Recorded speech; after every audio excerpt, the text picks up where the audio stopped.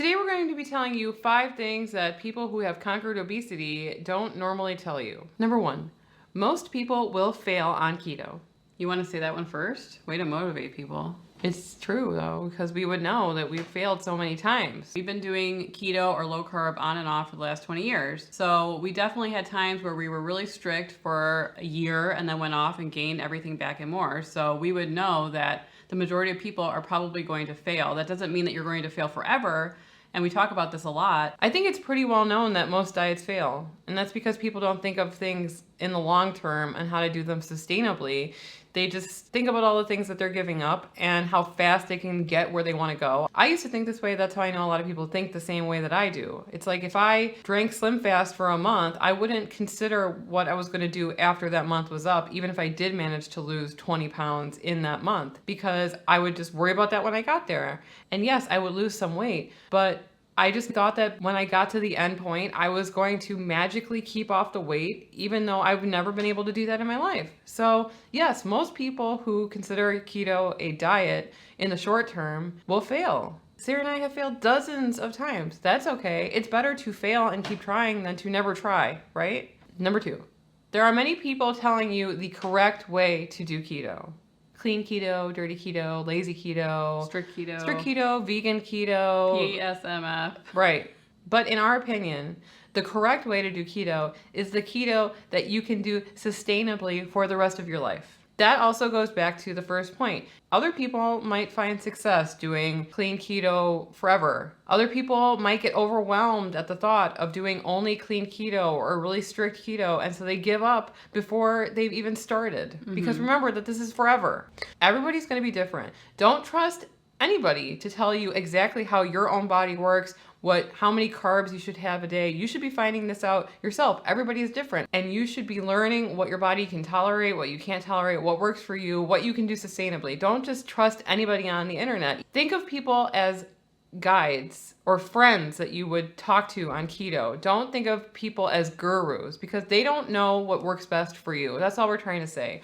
We know what works for us, and you should learn what works for you so you can do this diet forever. And it's no longer a diet, it's a lifestyle. We are just trying to have fun on this lifestyle because for most people it is so serious and it's so draining. And it doesn't have to be that way if you allow yourself to think of this as a fun keto lifestyle. That's all we're trying to do with this channel, is to promote a more relaxed way of keto living. Moving along to number 3, and that's you will eventually get bored on keto, and that's okay. We have definitely been through this too, where I try new meals and I make them all exciting and stuff. And so I decide I'm going to make this the next 5 days in a row. I have like a set thing that I make all the time. Sometimes I'll buy like $20 worth of spices. So I will end up making Indian food for like 2 weeks, honestly, because those spices are expensive. Yeah. I'm not going to spend $20 on spices just to make it once, right? And then you already know how to make it. So you make it repeatedly over the next couple weeks. So a lot of people will say, I'm bored on keto. It's not enticing to me. It's not exciting anymore. It's like, food's always supposed to be exciting to you? Is food always supposed to be fulfilling to you in that way? But isn't food at its essence supposed to keep you alive, not give you entertainment? I know that's probably hard to hear, but I remember wanting to gain excitement from food when I was obese. And my husband sometimes would just eat like deli meat and a couple slices of cheese for dinner. And to me, it was boring. Why can't you just eat it and get it over with? One of the things that has changed for me is I don't feel like I'm trying to be emotionally fulfilled by food, because I was before. Right. Or I was looking for food to comfort me or entertain me. And that's why I ended up obese. It's really hard for healthy, nutritious, keto-friendly food to always be entertaining to you, you know? And maybe that's okay. We always say this. Every meal does not have to be epic. Sometimes you should just eat it so that you can move on with your day. You probably will get bored with keto. There is a solution for that though. And that brings us to today's sponsor, Factor. Factor reached out to us a couple months ago out of the blue and asked us if we wanted to try some of their keto-friendly meals. I did not realize how much I was gonna like this product. For the past couple of months, they arrive at our door and we open the box and all of the meals are just absolutely delicious. So how much is your time worth? because I could easily spend an hour cooking and then an hour cleaning. And this just gives me back most of my night, to be honest. That's why I love it so much. Sarah and I do a lot of cooking on this channel. So sometimes when we have a lot of videos to edit during the week, or we have a lot of stuff to deal with the YouTube channel, or Sarah has to go to work, it's just so easy to pop this in the microwave for a couple minutes, or you could put it in the oven, plate it up, and you're good to go. So they have a variety of add-on options, like a keto snack pack. They have shrimp. They have side dishes. They have keto truffles. I also love that I'm trying things that I wouldn't normally make for myself. Because like I said, I could eat butter chicken for like 2 weeks in a row if I buy the spices. So every day I get to try something new, or I get to order 2 of something and eat it 2 days in a row, like the Peruvian shrimp that I mentioned in a couple videos ago. I saw that one was on the menu again, and I was like, I'm getting 2 of those. So you can do that if you want. So if you're interested, you can click the link in our description and use code KETOTWINS90 to get $90 off your first 3 weeks of Factor meals plus free shipping. We get a ton of inquiries from brands, but we only partner with brands that we truly love the product. And so we want to thank Factor for supporting our channel and for you guys for supporting our sponsors. So number 4. You might go months without losing any weight, and that's completely normal. Sarah and I haven't lost weight in like a year. Like, subscribe, follow for more keto content. In all reality though, as you start to lose weight, in the beginning it's going to come off very fast. And that's when people are the most vocal about how much they're losing, by the way. Like, I lost 10 pounds in a week. No one says I lost 0.2 pounds in the last month. That just is not clickable as a title. You know what I mean? So at a certain point, you're going to start losing weight slower and slower and slower, because in the beginning you have the most to lose, right? But when you're down to a normal body weight, at some point your body is like, we're just going to stay the same weight for a long time. And so if you really want to continue losing, you have to get pretty extreme with what you're doing. And I haven't been doing that. I think one of the biggest points here isn't maintaining a 100-pound weight loss a success in itself, considering the fact that I used to lose weight and then gain it back faster than I lost it. I could easily lose 20 pounds and then gain back 30 within a couple of months. I think that the goal is always to lose as much weight as possible, but the goal should really be to maintain your weight. And maintaining and losing, I would even say that maintaining your loss is more important than losing it. Absolutely, I agree. And it doesn't write headlines. It doesn't get clicks. Maintain my weight for a year doesn't have the same like clickbaity title as I lost 4 pounds. I lost 4 pounds this week. And I think that that's the most important part of the journey, is maintaining it. I think anybody can go on any type of diet and lose a ton of weight relatively quickly, but maintaining it and the mental strategy behind that I think is really important. That's why we focus on it a lot, because I didn't know how important this was until I reached a normal body weight and I was struggling to lose more weight, and I realized, wait a second, I'm not going up on the scale. I'm a normal body weight, and maybe, yeah, like she said, I have to restrict more, but it's a win not to be gaining weight every week. And no one really talks about that because it's not like the sexy part of keto, but it's the one that will cause you to keep it off the longest. That's why we try to keep it fun with like trying new recipes and being silly and stuff like that, because there's nothing funny about right. Number 5, throw out your goal weight, like throw it in the trash. The arbitrary number that you've chosen as your goal weight may not even be realistic for you anymore. I would know because I chose an arbitrary number for my goal weight. I'm 5'11", and I chose my goal weight to be 150 pounds. I've never been 150 pounds. Maybe when I was 9 years old or something like that. I don't even know what I would look like at 150 pounds. And so I don't even know if that's a realistic number for me. You also have to weigh, get it? You have to weigh that the thinner that your number is, the more it will take you to maintain it, right? And so if you have like this really low weight that you want to get to, it's going to take even more restriction. And so would you rather weigh 20 pounds more and kind of be easygoing about it? Or would you rather have a really hard time maintaining this new weight? Because I remember when I did the higher dose sauna blanket, the fasting 3 weeks out of 4 weeks, I did different types of fast. I was able to lose 15 pounds and I got down to like 162 point something. And it was really hard to maintain that.